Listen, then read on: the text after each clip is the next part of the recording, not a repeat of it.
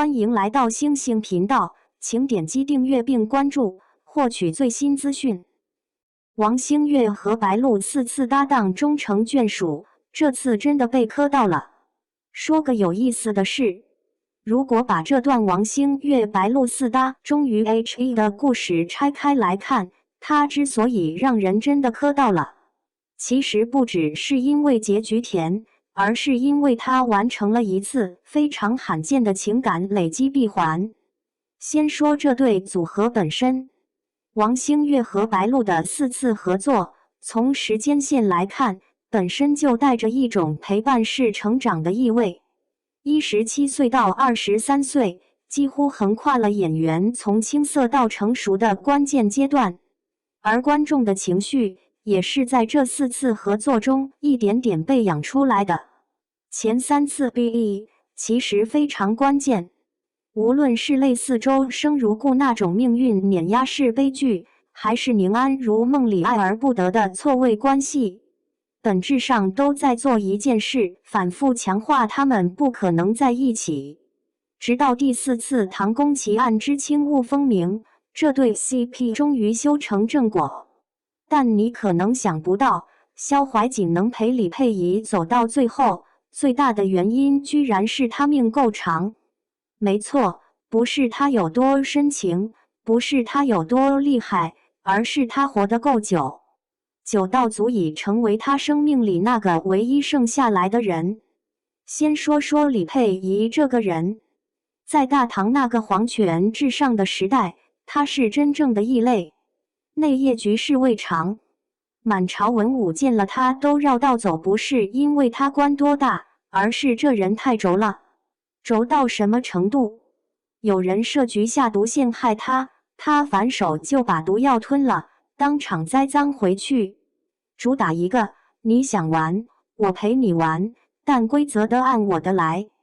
这种不要命的打法，搁谁不怵。但李佩仪的疯是有来处的。她本是端王独女，大唐正经的天皇贵胄。9岁那年，上元之夜，端王府一夜灭门，父亲被扣上谋逆癫狂的帽子，满府上下只有他一个人活了下来。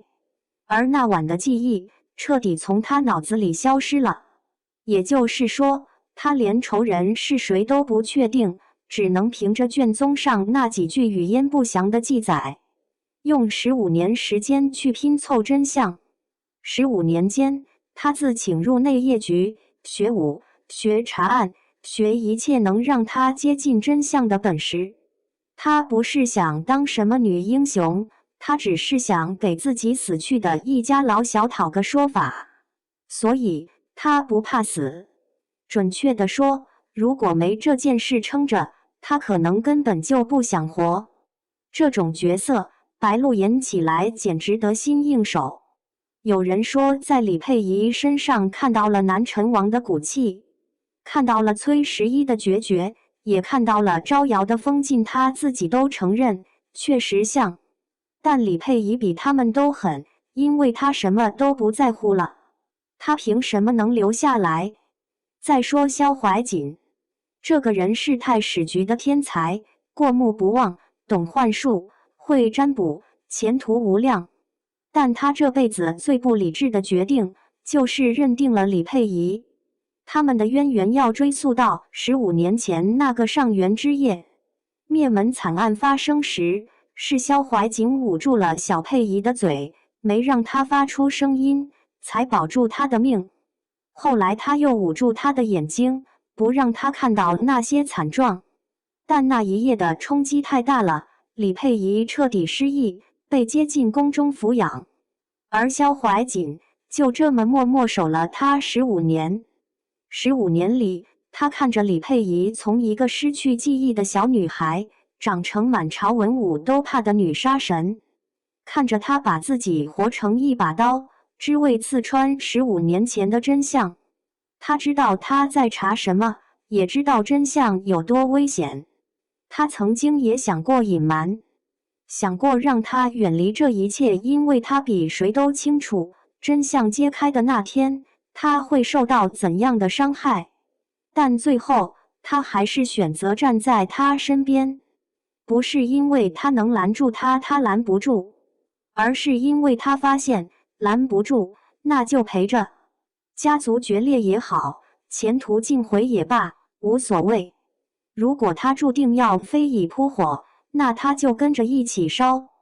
大唐版的守护者联盟，故事的主线是李佩仪和萧怀瑾奉旨查案，表面上是查各种离奇命案，实际上这些案子全在指向一个方向：15年前端王府灭门案的真相。从公主和亲前夜被鬼火焚尸，到宫墙之内埋着的无头尸，再到那些被觊觎、被献祭的天人之子，一桩桩一件件，全都在把李佩仪往那个他失去记忆的夜晚推。而他身边，除了萧怀瑾，还有一支慢慢集结起来的探案小分队。这些人各有各的本事，也各有各的伤痕，但都被李佩仪那股宁死也要讨公道的劲头打动了。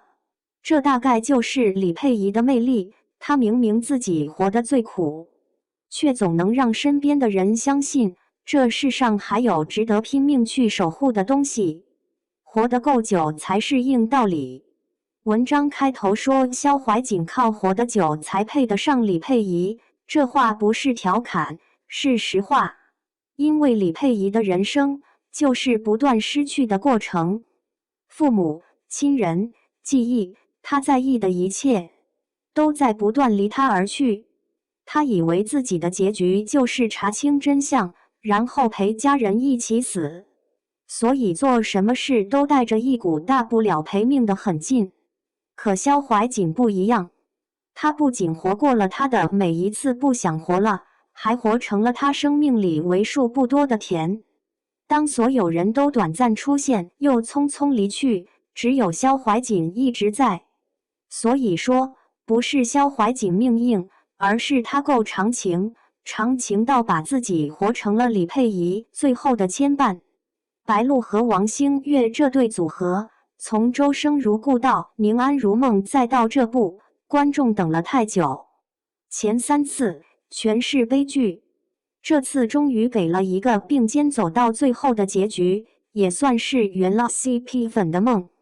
而且说实话，李佩仪这种疯批大女主的角色真的很适合白鹿，她的眼神里有一种东西，不是演的，是骨子里的韧劲。至于王星越，这次终于不用死在他手里了，也算是一种进步吧。唐宫奇案之轻雾风鸣，冲着这对 CP 也值得一看。